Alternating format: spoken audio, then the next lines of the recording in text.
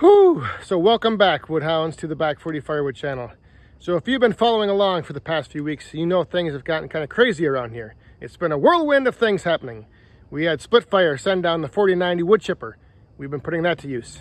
Last week we had the Back 40 birthday bash, which if you were there on the live stream or tuned in to wish me happy birthday, again, thank you very much. I greatly appreciate all the birthday wishes and all the fun times we had with Woodhound Senior and my mom making a surprise special appearance on the live stream.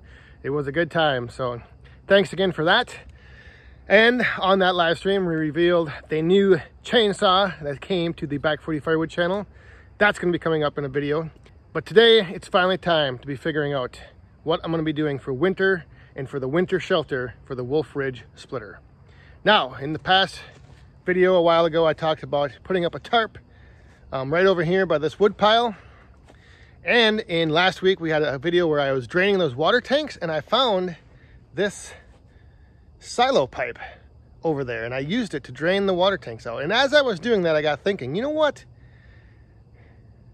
That thing right there might actually come in handy for putting up a winter shelter. So follow me here.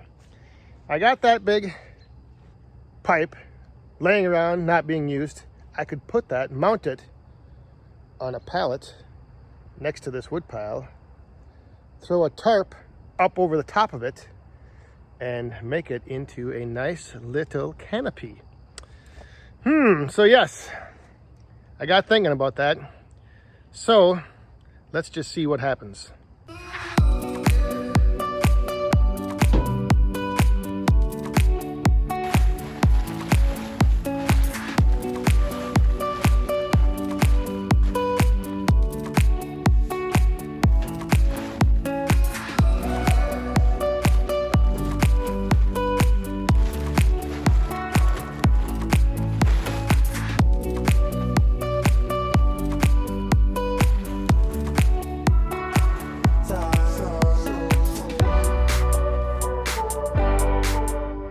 I think if I get a ratchet strap on that corner, get a ratchet strap on that corner, take it to that tree, and then string up this back corner over to this tree,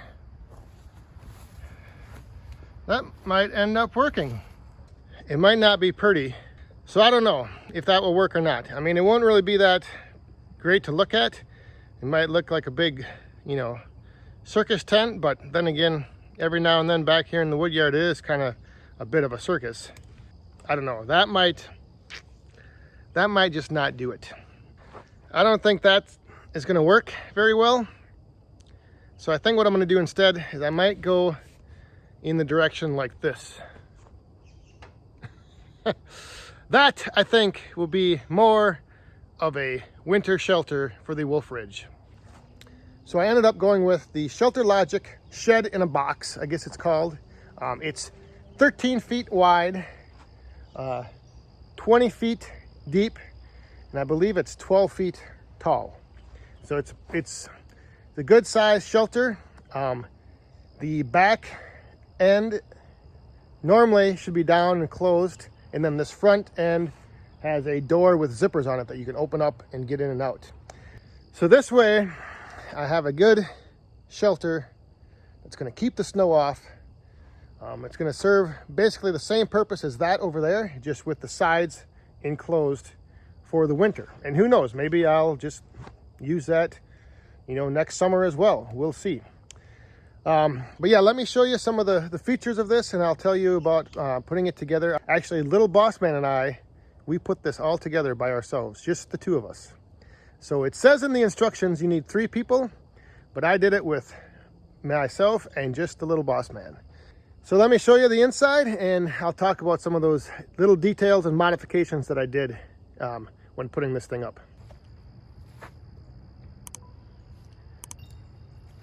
So the one thing that I did right away is I went and I got myself 4 2x6 by 10 treated pieces of lumber to put on the bottom, just because there wasn't any way to really get these feet to line up. I mean, once they were on the ground, they were shifting, and so this way I was able to get all of those legs coming down basically lined up right on the edge of that 2x6.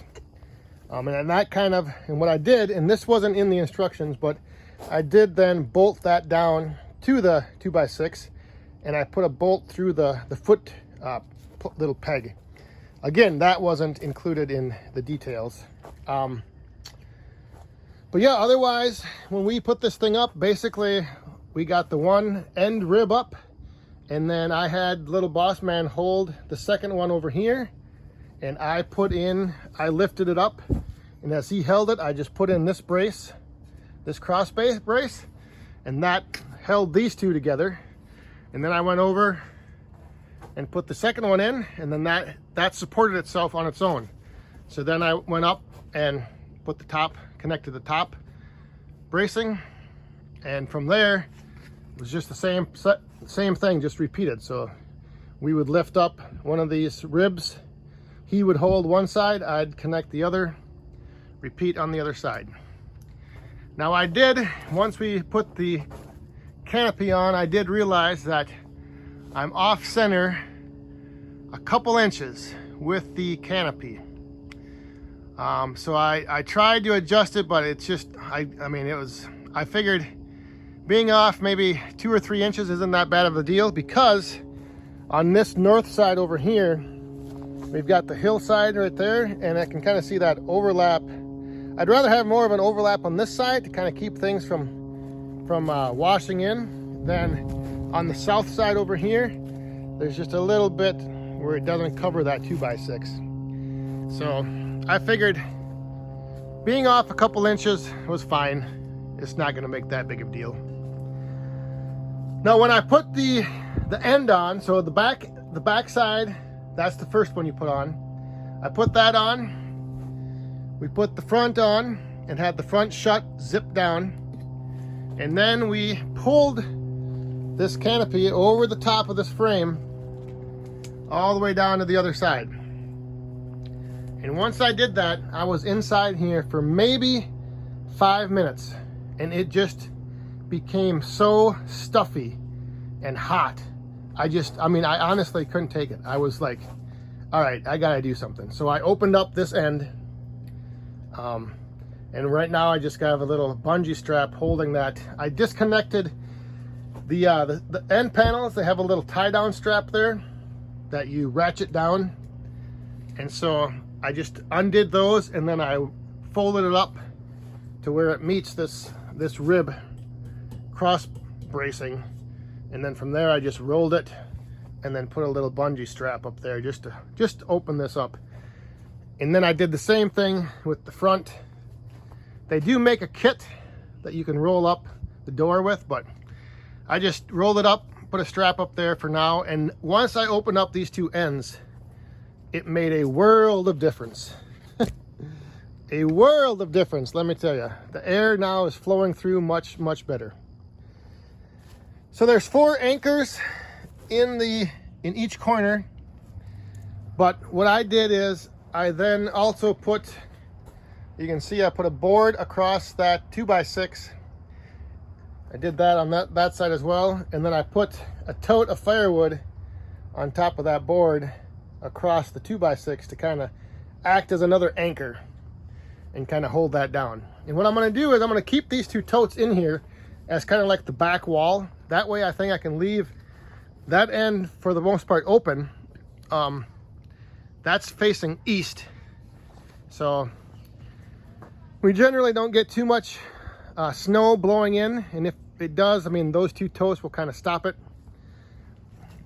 And then on this side, I mean, when I do, if I know there's going to be a big snowstorm or something coming this winter, I will pull this door down and, you know, zip it up and shut it. But yeah, that is it. That is the Shelter Logic shed in a box. Oh, it's 10 feet high, 13 feet wide, 20 feet long, and 10 feet high. Those are the dimensions. And so the Back 40 circus tent over here by the wood pile.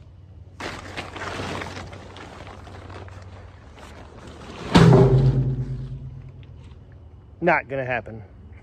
So after I'd gotten the Coyote tractor, I had bought a little hitch attachment to put on the bucket to move the splitter around, and just kind of have an option to hook up to something from the front. Well, turns out I think I could put that hitch attachment on one of the forks of these pellet forks as well. So I'm going to give this a try right now. I've got it hooked up there. It should work. I'm going to pull the splitter out and position it over there inside the new shelter just to see how it fits, how it looks, how it feels, and yeah, just get a better sense of how things are going to work once I move it in there.